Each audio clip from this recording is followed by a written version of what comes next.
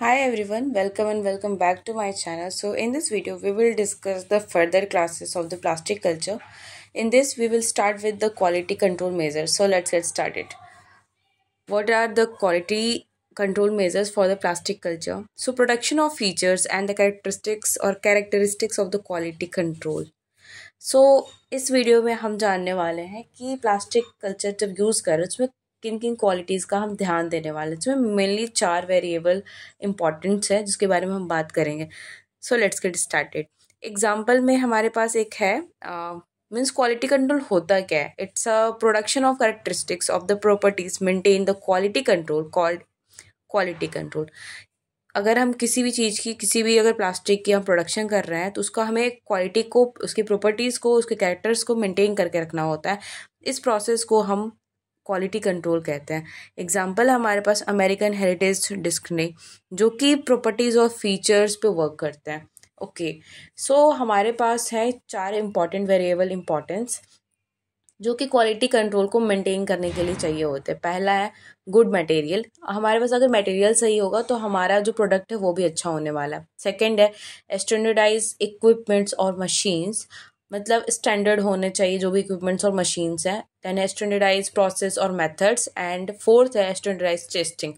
तो अगर हमारे पास अच्छा मटेरियल है, गुड मटेरियल है, तो उससे हमारे पास एक एक ऐसे बोल सकते हैं फ्लो चार्ट बन जाता है या फिर सर्कल बन जाता है।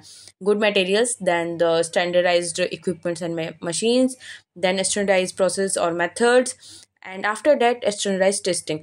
तो टेस्टिंग के लिए यहाँ पे 2 बॉडीज़ हैं जो टेस्टिंग करती हैं। First you can say the organisation, पहला ISO और दूसरा है ASTM। ISO जो है वो इंटरनेशनल स्टैंडर्डाइज ऑर्गेनाइजेशन है एंड ASTM जो है American society testing of methods और मटेरियल्स है। सो इन 2 बॉडीज़ के थ्रू, इन 2 ऑर्गेनाइजेशन के थ्रू टेस्टिंग होती है किसी भी प्लास्टिक प्रोडक्ट की एंड इसके बाद में जो भी हमें मिलता है वो प्रोडक्ट के क्वालिटी को इससे हम मेज़र कर सकते हैं या फिर मेंटेन करने में ये हेल्प करते हैं। So this is the quality control measure. Now अब हम डिस्कस करेंगे different plastic types have varying MFI means measures of flow of melted plastic in manufacturing. So let's get started. Plastic manufacturers use this information to see if the material can be used in their machines to flow and maintain the required strength of their production. Plastic को बनाने के लिए हमें अलग अलग तरह के formations करने के लिए हमें डिफरेंट तरह के मशीन्स की ज़रूरत पड़ती। जो प्लास्टिक मैन्युफैक्चरर्स होते हैं प्लास्टिक के फॉर्मेशन के लिए जिन मटेरियल्स का यूज़ करते हैं उनमें एक फ्लो ऑफ मशीन होता है जो मेंटेन करता है स्ट्रेंथ को और उसके प्रोडक्शन में हेल्प करता है। नेक्स्ट स्टेप है insert the MFI's machine in a heated cylinder. जो हीटेड सिलेंडर होगा वहाँ पे MFI मशीन्स को इंसर्ट करेंगे। Then a rod weight are placed on the top of to push out the melted material. और एक rod type का कुछ स्ट्रक्चर होगा, वेट होगा, जिससे कि हम उस मशीन के टॉप पे रखेंगे ताकि जो मेल्टेड मटेरियल है वो बाहर आ जाए।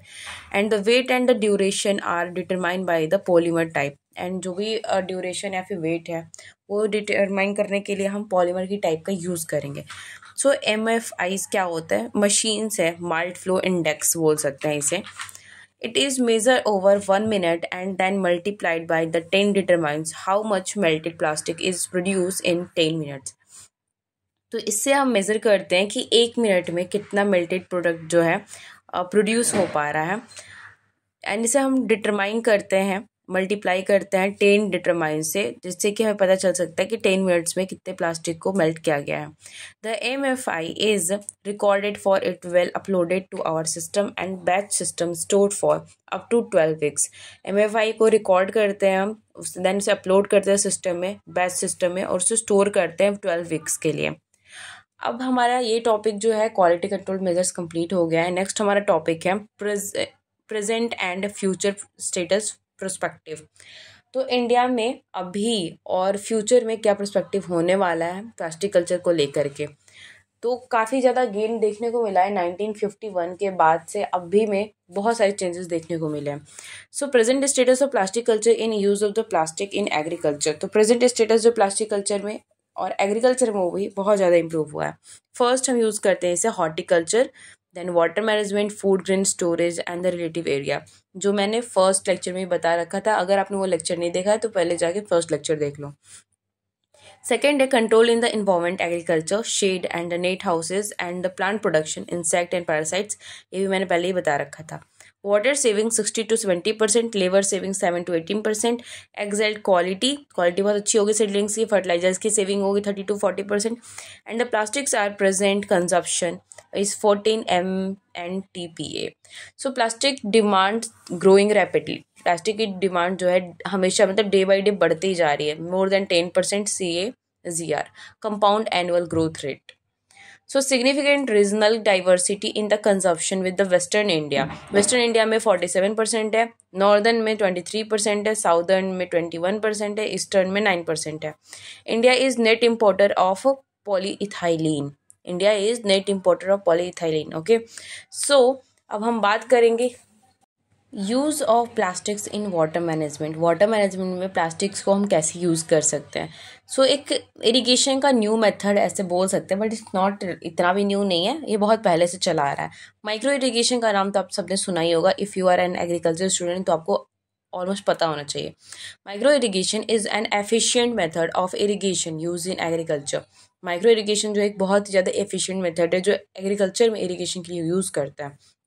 Drip and sprinkler method is saves water, increases the water use efficiency and reduce the energy requirement, reduces weed growth and check soil erosion also।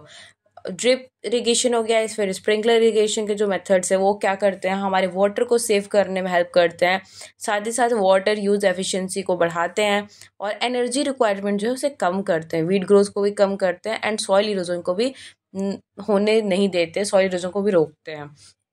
Next point है हमारा पीवीसी, पॉलीविनाइल क्लोराइड और polyethylene are used in the main and the lateral pipe in the drip irrigation में polyvinyl chloride का और polyethylene का use करते हैं lateral pipes को बनाने के लिए। And in the pipe that carries your waste water from your house and home and toilet and shower, ये जो पाइप्स हैं वो जो भी वेस्ट वाटर है उसे कैरी करते हैं आपके घरों से, टॉयलेट से एंड शॉवर से। Kindly ignore the background noise, I can't do anything for this.